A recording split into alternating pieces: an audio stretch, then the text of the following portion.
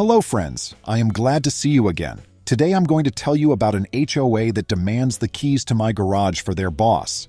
I've always considered myself a pretty peaceful, live and let live kind of person. However, a bizarre situation that started with my homeowners association turned my life upside down and forced me to grow a thicker skin practically overnight. It all began on an unremarkable Tuesday afternoon when I received a startling demand from the neighborhood association's head honcho.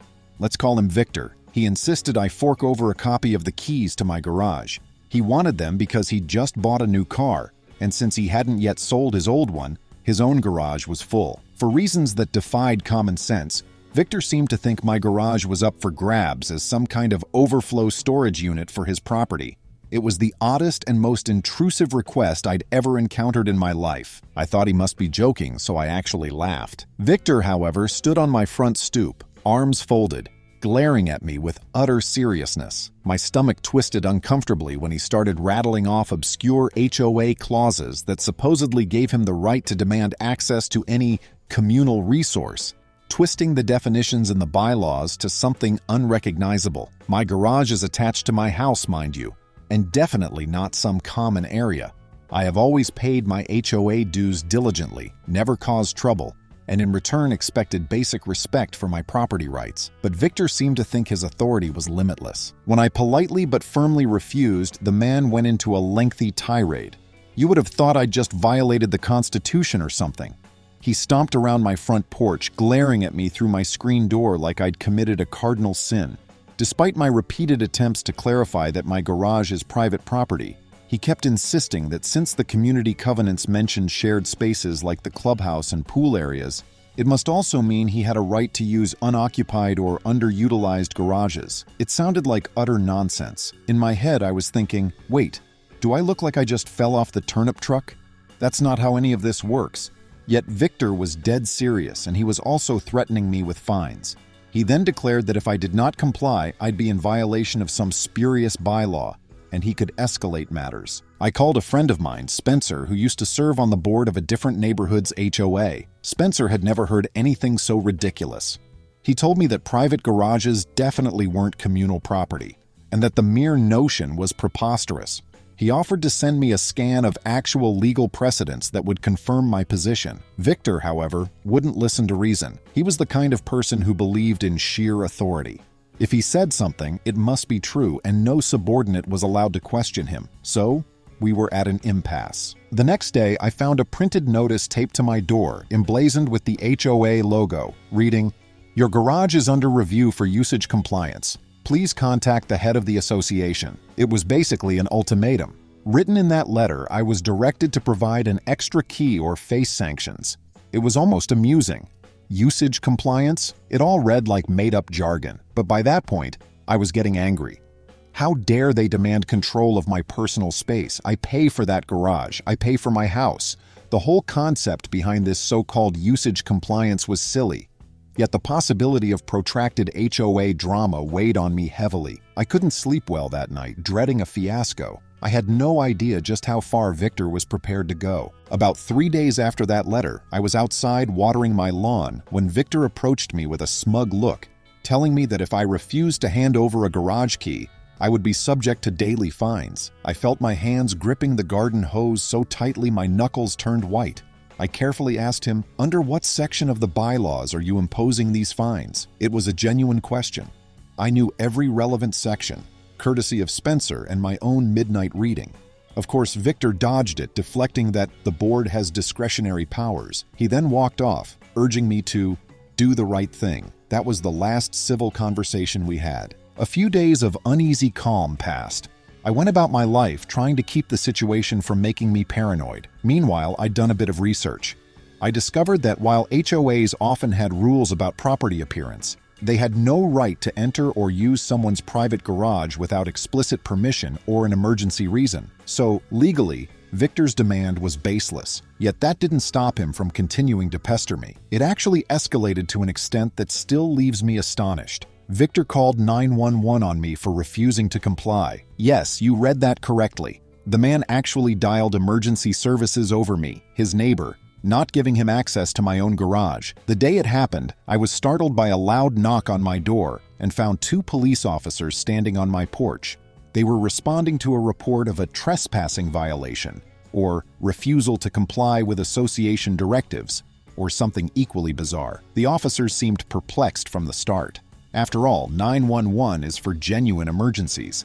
I explained the entire fiasco from beginning to end, feeling almost embarrassed that these officers had to waste their time refereeing a petty dispute about who stores a car where. The officers spoke to me calmly and confirmed I wasn't in violation of anything. They then went to talk to Victor, who started shouting about how I was refusing to uphold community standards. He pointed to his phone, claiming he had messages from me mocking his authority, which was just me texting him that he had no right to demand my key. The officers, to their credit, saw right through the nonsense. They told him this was a civil matter and to never again misuse emergency services for personal disputes. At that point, the officers gave me a sympathetic glance, apologized for the trouble, and left. Victor stood there, fuming, arms crossed like a child denied a toy. I couldn't believe he actually tried to weaponize 911 just to get into my garage. Although it was an infuriating situation, that 911 call backfired on Victor in several ways. First, the local precinct doesn't take kindly to false or frivolous calls. There's potential for fines or charges for abusing the emergency line. Also, the incident reached the ears of several neighbors. Suddenly, the entire community was whispering about how unhinged it was to call the cops over a non-issue. It was a big embarrassment for Victor, who clearly was used to having ultimate control over everything. This was likely the first time his authority was flatly defied, but that's not where the drama ended. One of the neighbors, an older gentleman named Harrison who'd been living there for years, pulled me aside. Harrison told me that Victor's attitude was nothing new. He'd apparently driven out some residents before, imposing random fines and twisting the rules to suit his whims. Most people caved to keep the peace. I was one of the first to openly say no. Furthermore, Harrison hinted that some financial irregularities in the HOA funds suggested that Victor was maybe skimming money. Harrison showed me some conflicting budget reports that had been distributed at board meetings. The numbers just didn't align. Like, at one point the HOA had allocated a significant sum for landscaping upgrades, but no such upgrades had ever been performed. It seemed suspicious, but people were afraid to confront him. He had the intimidation factor. With this new knowledge, I decided to be strategic. Clearly, I couldn't rely on Victor's reasonableness. He was reckless enough to call 911 over a private garage. Meanwhile, it looked like he might be mishandling the HOA's finances. My first step was to document everything meticulously. Every interaction, every letter, every text from him. I made sure to have a digital trail of his requests, as well as proof that I was always calm in my responses. I even installed a small camera over my garage door, so if he attempted to break in or do something shady, I'd have a record. That camera turned out to be a godsend because a couple of weeks later, while I was out grocery shopping, I got a notification on my phone from my security system. It showed me that someone was messing around with the side door to my garage. I recognized the silhouette. It was Victor. He seemed to be fiddling with the lock, as if trying to see if I'd left it unlocked or if he could somehow open it without being noticed. I was simultaneously livid and alarmed. I was also worried he might damage something. But after a short time, he stomped away. Possibly he realized I wasn't that gullible and the door was secure. That incident got my blood boiling. That was attempted trespassing, plain and simple. I saved the footage in multiple places. After that, I decided it was time to inform the rest of the HOA board of directors. I hadn't interacted much with them, but I had emails for the treasurer and the secretary, two neighbors who seemed decent. I sent them an email with attached screenshots of the bylaws explaining that Victor had threatened me, demanded my garage key, and that I had footage of him trying to access my private property. Also, I hinted strongly that I was aware of some discrepancies in the HOA's financials. I didn't outright accuse them of wrongdoing, but I made it clear I was prepared to take this to a higher authority if needed. My hope was that the board would see reason and check Victor's behavior. Unfortunately, the board's initial reaction was shockingly mild. They basically told me they'd look into it, but also said they were sure there was some misunderstanding. I guess nobody wanted to go against Victor or risk rocking the boat. However, about a week later, the treasurer's attitude changed drastically. I suspect that after examining the actual records, The treasurer realized something was off, because I got a call from the treasurer, voice quivering with fear, telling me they'd discovered very strange transactions and that they didn't think we were allowed to use funds like that. It became apparent that Victor was likely diverting money for personal use, and he was using intimidation to keep everyone silent. In the meantime, the tension on my street was palatable. Victor kept glaring at me whenever he saw me, but interestingly, he didn't approach me directly. Maybe the police warning deterred him from more direct confrontations. Some neighbors quietly expressed their support, saying they'd wanted to stand up to him but worried about potential retaliation. One neighbor, Loretta, confided that a year ago, Victor had threatened to have her cited for leaving her garbage can on the curb too long, even though she was following normal procedure. He apparently harassed multiple households with petty citations.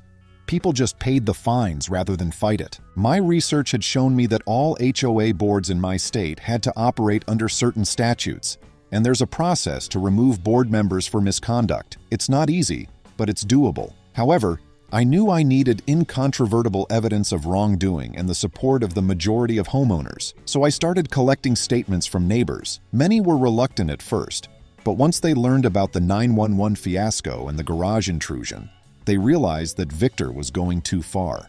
A small coalition formed, a group of neighbors who were fed up with the intimidation tactics. Yet, we still needed a catalyst, something to show the entire community, not just a few folks, that Victor was not fit for his role. We got exactly that in the form of a fiasco at the next HOA meeting. Normally, these meetings happened once a month in the small clubhouse near the entrance of our neighborhood. They were usually mundane gatherings about budgets, landscaping, and upcoming events. This particular one, however, was brimming with tension.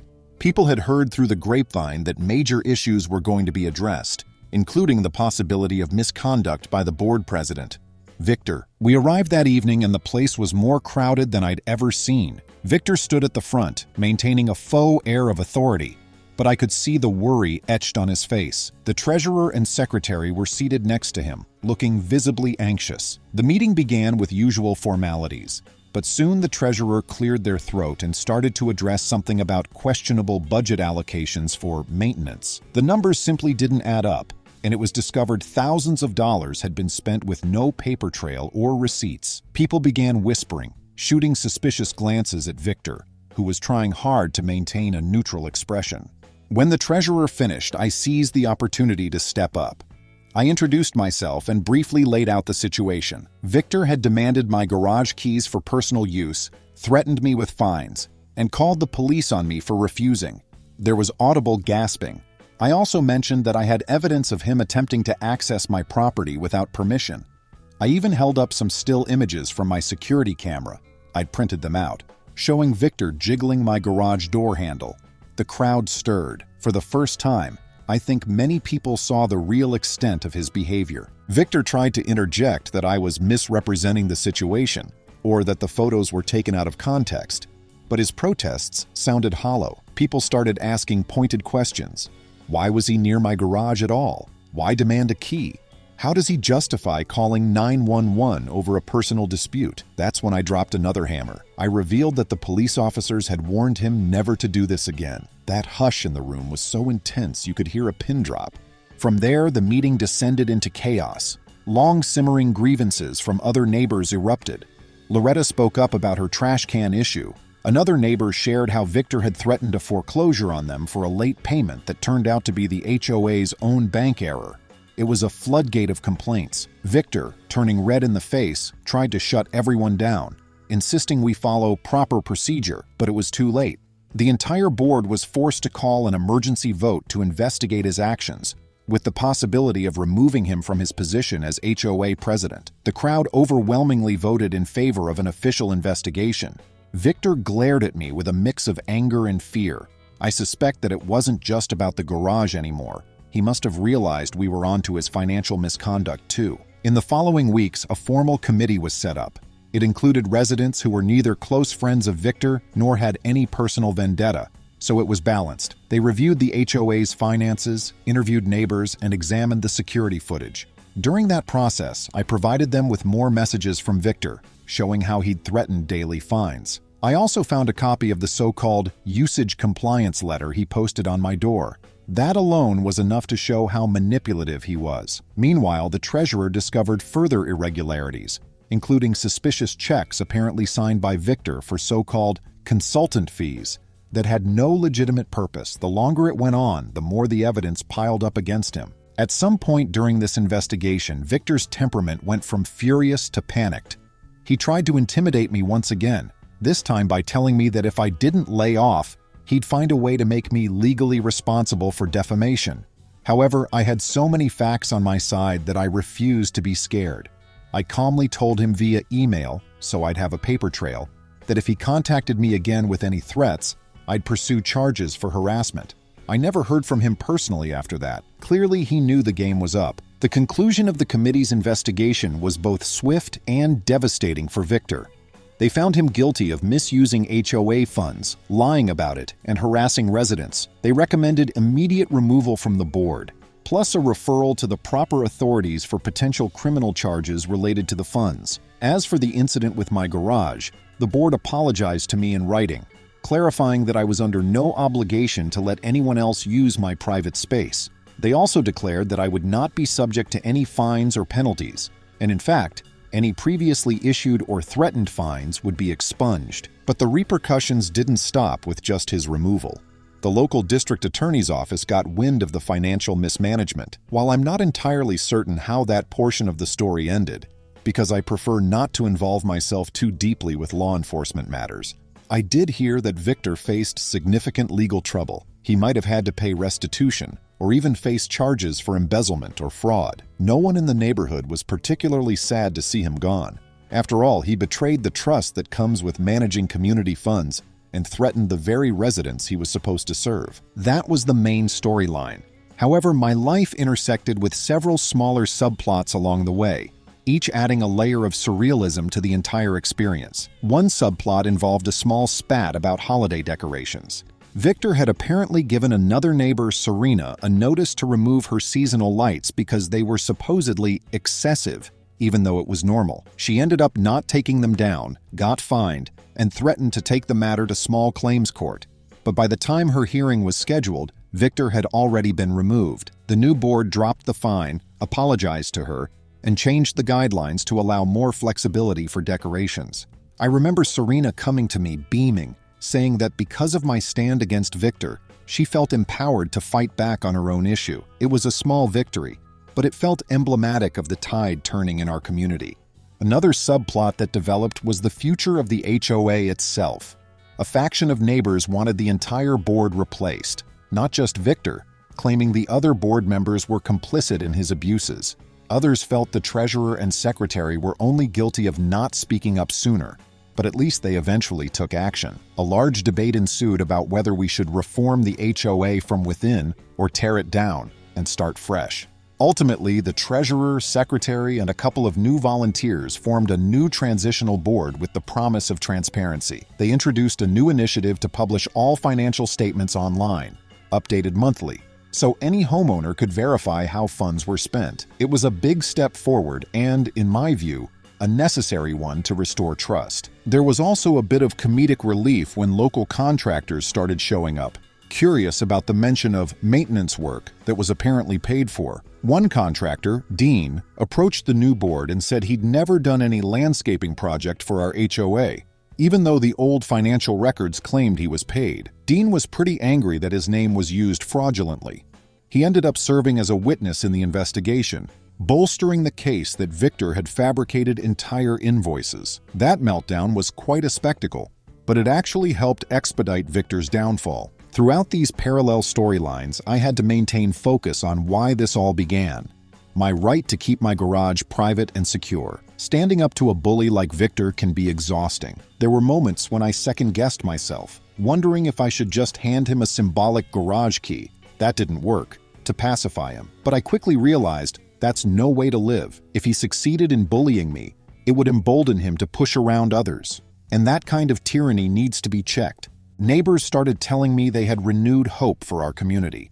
Some who had previously kept silent about bizarre fines or random threats now felt secure enough to voice their experiences. The new transitional board set up a complaint hotline, actually just a separate email address, and it turned out that the volume of complaints about Victor's tyrannical behavior over the past few years was staggering. Everything from unauthorized inspections of people's backyards to shutting down block parties because he personally disliked them. It became crystal clear that my garage key dispute was only the tip of the iceberg. Victor had been crossing lines for years. One interesting personal subplot was the effect all this had on my stress levels. I realized that, for a while, my peace of mind had been ruined by constantly looking over my shoulder. I worried that he might retaliate by scratching up my car or messing with my mail. I started leaving my porch light on at night and upgraded my security system. But the biggest surprise was how supportive my neighbors turned out to be once the initial barrier of fear was broken. People offered to walk with me around the block for safety. Others gave me advice on how to handle any further intimidation. It was a warm reminder that, despite occasional rotten apples, a neighborhood can also be a source of communal strength. The resolution of the story, at least for me personally, arrived when we held a follow-up HOA meeting a few months after Victor was removed. We voted in a permanent new president, a middle-aged woman named Shay, who was level-headed and kind.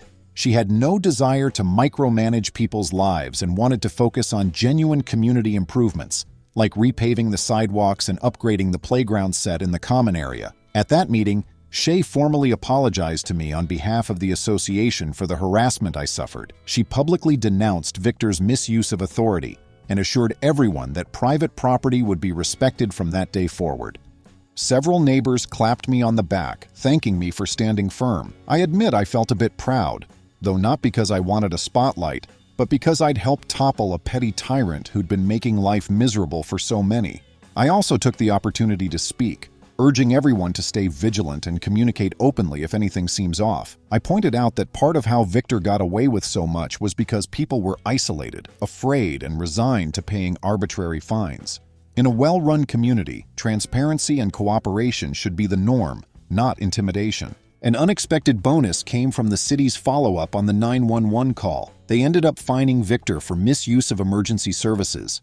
I don't know the exact amount, but I know it wasn't negligible. I later learned from a neighbor who worked for the city council that Victor tried to dispute the fine, claiming I was acting suspiciously, which forced him to call. But the police report evidently contradicted that version of events, revealing that he had basically told them I was a trespasser in my own garage. That alone spurred the city council to come down on him. This, combined with the potential embezzlement charges, left him in a precarious position. Word on the street was that he moved out of the neighborhood soon after, presumably to avoid the avalanche of social consequences. Nobody missed him. Life gradually returned to normal. I was finally able to focus on remodeling my kitchen, something I'd put off due to all the drama. I also started hosting small barbecues in my backyard, inviting the neighbors I'd grown close with during the ordeal. We joked about how the garage key affair brought us together. We even teased Harrison for his own comedic relief. He'd spent months doing detective work on the financial reports. He told everyone he was just bored in retirement, but we all recognized how crucial his diligence was in toppling Victor. The fiasco ironically made our community more tight-knit than ever. My biggest takeaway from the entire saga is that standing up for your rights, especially property rights, can be a daunting but necessary path. If I'd caved into Victor's demands early on, I'd have avoided some immediate stress, but the bigger issue would have continued unchecked. He would have kept abusing his position, extorting others, and siphoning money from communal funds. It took a strong backbone, some legal knowledge, and a willingness to unify neighbors to set things right. And ironically, his brazen move of calling 911 on me was the tipping point that accelerated his own downfall. Another subtle victory is the example it set for other communities in our region. I heard from a friend that news of our HOA conflict spread via word of mouth. People learned that you can, in fact, fight back against unscrupulous board members. I'm hoping that other folks in similar situations realize they're not powerless. HOAs can serve a good purpose, like maintaining common areas and upholding certain standards. But they should never devolve into personal fiefdoms. It's on the residents to hold the board accountable. Of course, I'm aware that in some neighborhoods, the local laws and bylaws differ, and it can be trickier to stand your ground. But in our case, once the legal system came into play, it was clear Victor didn't have a leg to stand on. He was either ignorant of the law or believed he was untouchable. Whichever it was, he discovered that intimidation only works until someone pushes back. The fiasco left behind a cautionary tale. If you're in a position of power, don't abuse it. People eventually catch on, and the consequences can be serious.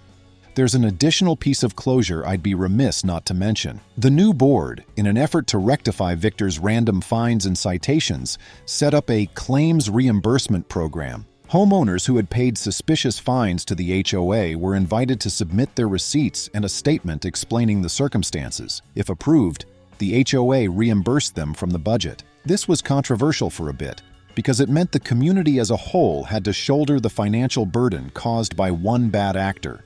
But most agreed it was a fair approach to make everyone whole again. Some people got substantial refunds they'd never thought they'd see again. While the entire fiasco was frustrating, it was heartening to see neighbors smiling for a change when opening their mail. As for me, my garage remains locked. The only person who has the key is me, and my spouse, of course. After everything that happened, I can't imagine trusting anyone else with a copy. Not that the new board would ever ask for it. They value privacy and property rights, which is what we needed all along. I sometimes think back on that day when Victor first demanded it. How surreal it felt, as if someone just knocked on my door wanting the shirt off my back. It's a comedic image in retrospect, but it was frightening to see how quickly it escalated to a 911 call. It shows how a single brazen act can become a catalyst for monumental change. Looking back, I see how each smaller thread tied into the larger tapestry. Victor's bizarre entitlement over my garage, his arrogance in calling the authorities, his potential embezzlement, the neighbors stepping up, the board forming a committee, the eventual downfall. Each subplot, Serena's holiday lights, Harrison's detective work, the suspicious finances, fed into the grand finale of stripping Victor of his power. The main moral I take from all this is that no matter how domineering someone appears, their power can evaporate once you gather enough evidence, build a coalition, and stand firm with the law on your side. To this day, folks occasionally mention how the garage key war was the best thing to happen to our neighborhood because it rid us of a tyrant and brought us closer together. We're certainly a more transparent community now.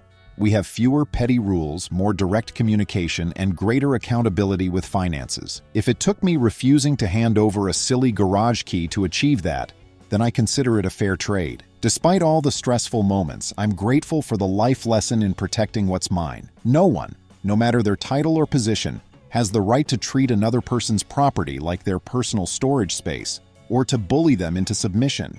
And if someone does, you bet I'll be the first to call them out on it. I really hope Victor learned a lesson too. If not, at least he's no longer here to impose his brand of tyranny on people who just want to live peacefully.